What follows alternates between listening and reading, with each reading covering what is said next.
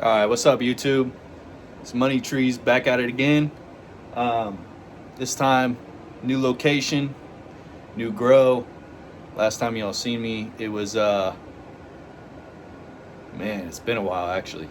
So I gotta fill y'all in with what's been going on, which we'll get to in a second. But let me first start up by saying thank you to all my subscribers. Thank you for everybody that commented, shared my other videos. I had a situation where I moved out of the house that I was in. Just wasn't the right location for what I was doing, even though I was blowing it up. But here we are. We're in the 4x8 tent room. Let me go ahead and get this side opened up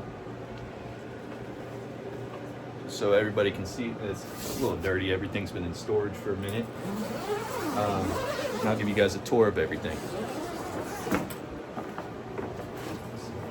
So without having everything falling, oh my goodness. All right, we might have to be quick because I'm not trying to have all these snapping. But you can see what's going on there. Let me get you guys some money shots real quick. Hold on. Let's see if I can flip this around.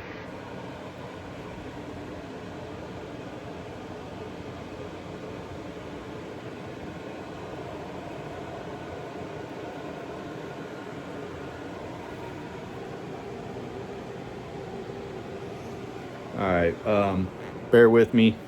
Let me get this zipped up right quick because I'm not trying to have disaster. Get that measuring cup out of the way.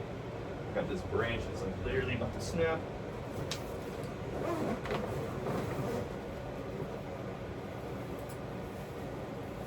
I gotta get some yo-yos or something.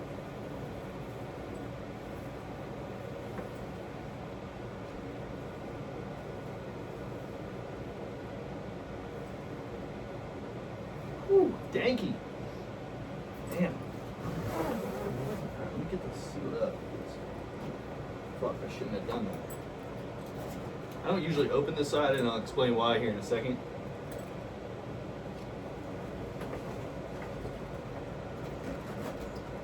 Anybody who has a tent knows that zipping these things, if you don't zip them right, there we go.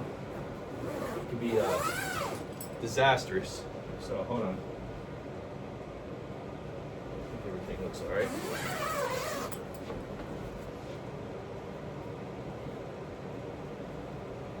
Ooh, buddy. Damn. All right, fingers are all sticky. But all right, actually, let me just leave you all there for a minute. See if I can focus in on the plants. All right, so the last time you guys were with me, yeah, I was in the basement doing my thing. And I'll get back to the tour here in a second, but anyway, so this tent has 8 Turple plants that I got up in Michigan, and I think that 2 of them, which I can explain or show you in a minute, but I think 2 of them, 2 out of the 8, which would mean I have 6 Turple. I think the other 2 are something else. I don't know how it happened. I put in my order for the clones, and I got definitely 2 different phenos of stuff in here. So, I mean, it's growing different, stretching different, it's finishing different. I can show you, but that's just, it is what it is. Luckily, it's only 2 out of the 8, so that still leaves 6 Turple, like genuine Turple plants in here. But yeah, so full tour. I'll give you guys the full tour like I started doing a second ago. So obviously we have the tent, but let me start here. So we have the 32-gallon Brute trash can. It is filled with a recirculating pump and a feeding pump. So the recirculating pump kicks on right here with this timer back here every so often. I'd say once every couple hours on average. And then I got the pump timer right here that is by the second. So it'll literally allow the feed to feed the plants exactly by the second that I wanted to. No 1 minute, 2 minute, 3 minute intervals. I think right now I have it to set to 3 minutes and 15 seconds. So, you know, we're getting a little later in flower. I want to make sure I'm getting them fed. They're, you know, requiring a lot more nutrients and just water in general at the moment. So, nutrient water, I guess you could say. And we are running the Athena line.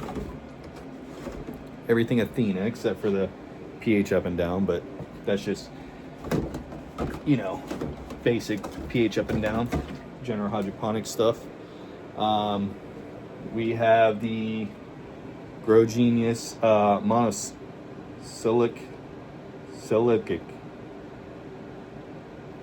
whatever. I don't know, monosylic acid. I don't know if I'm saying it right or not, but yeah, shit's good. Keeps everything nice and strong.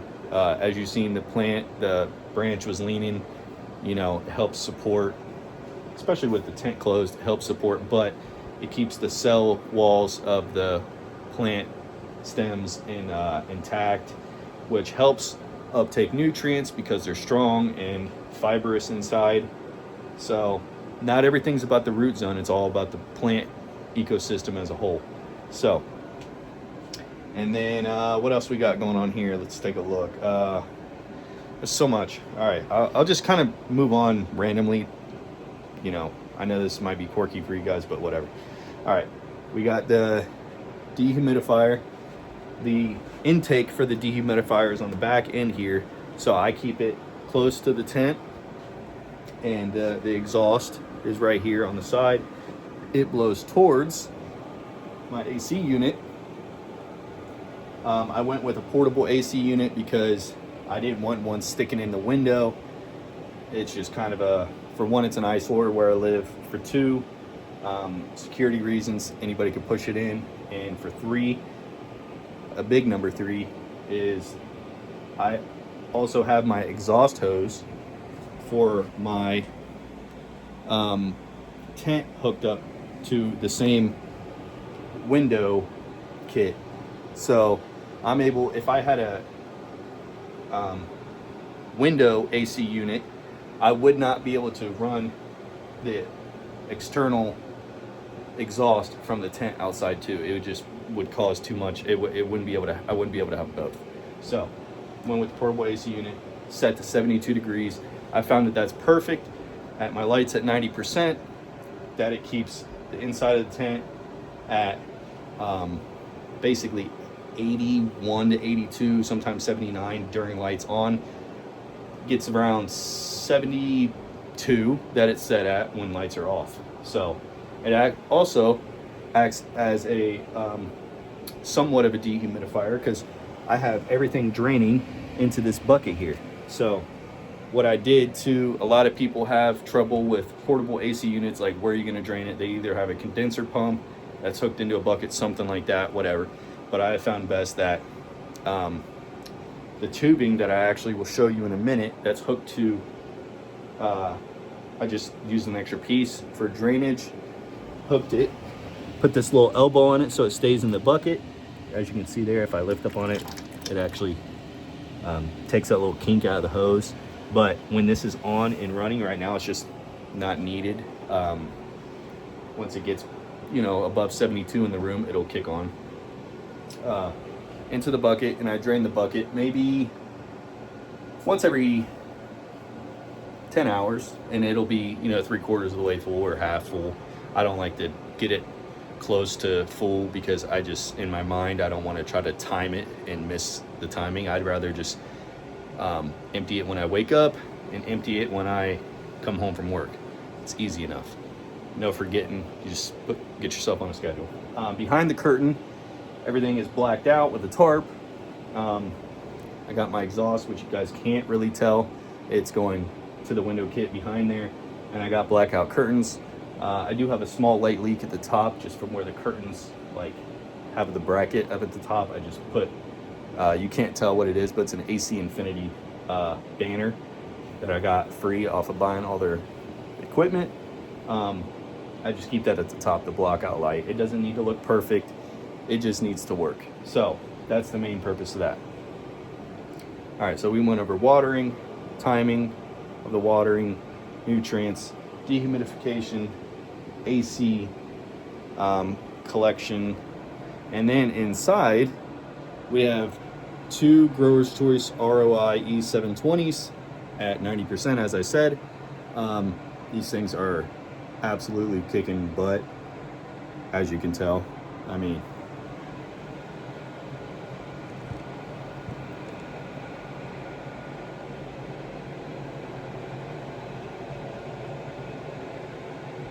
I'll put some B-roll of some nug shots in there in a minute, but I have my phone flipped right now, and I didn't realize that when you start recording, you can't actually flip it back around. So this was supposed to be just like a informative video, but I could have, you know, whatever, just bear with me. But I'll put some B-roll in there for you. So,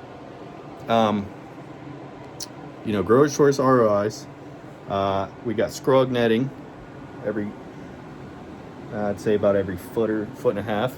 I lollipopped all the lowers as best as I could. We have, let me turn this off for a minute. We do have fabric pots. We have the Floraflex trays, watering system emitters into each tray. And underneath we have a Floraflex pad that kind of absorbs water, nutrient water, as it goes in, so that way it does not cause channeling. It will soak the pad, and then in return the pad will soak the soil. Beneath we have the Mars Hydro, what do you call that, drainage system. So everything, you know, even though it will, a big thing that people deal with tents growing in general is drainage. So I don't like to sit here and watch things drain and have to come in here with a shop vac and screw around with all that stuff. So Mars Hydro has a great kit. It's actually a 4-pot kit, but I bought 2 of them. So there's everything drains into those stands, which goes into those collection bins, which has a mini sump pump type of pump in there. Once it detects enough water, there's one there and there's one over there. It will fill up after watering and shoot off into this collection bucket here, which has check valves on the end of each discharge line, so that way I can get proper ejection of the runoff, and it doesn't back channel back into the pots or the reservoir of the drainage pump reservoirs. So, and then about once every 2 or 3 days, I empty that collection bin straight into the toilet. No big deal. So that's kind of the basic rundown. I got, you know, AC Infinity fans, one there, one over there. Everything's kind of blowing at top of canopy / like angled a little in, one on each side. I got my AC Infinity controller up here. Everything's 81, 63% humidity. I'm running a 1.3 VPD right now. I just keep ironically enough, a pair of boxers covering that, because it leaves like a little bit of a light glow at night, or sorry, during lights off. So, like I said, doesn't have to be perfect. Literally use whatever's at your availability. Like, that's just a black pair of boxers. Do I care? No. Why would I? So, whatever. And then 6-inch exhaust with a you probably can't even see the dang thing. 6-inch carbon filter, Everything's running on, I think, 90 or 100% right now, exhausting out, which does go outside, as I stated before. So let me know what you guys think. I know I only have the one side open. I don't know. We kind of dealt with that disaster of the plant almost falling over. I need to get that figured out. What I'll probably do is I'll probably run a string line all the way across, like the very inside of the tent, so that way I can still open up the doors of the tent and those branches won't fall over.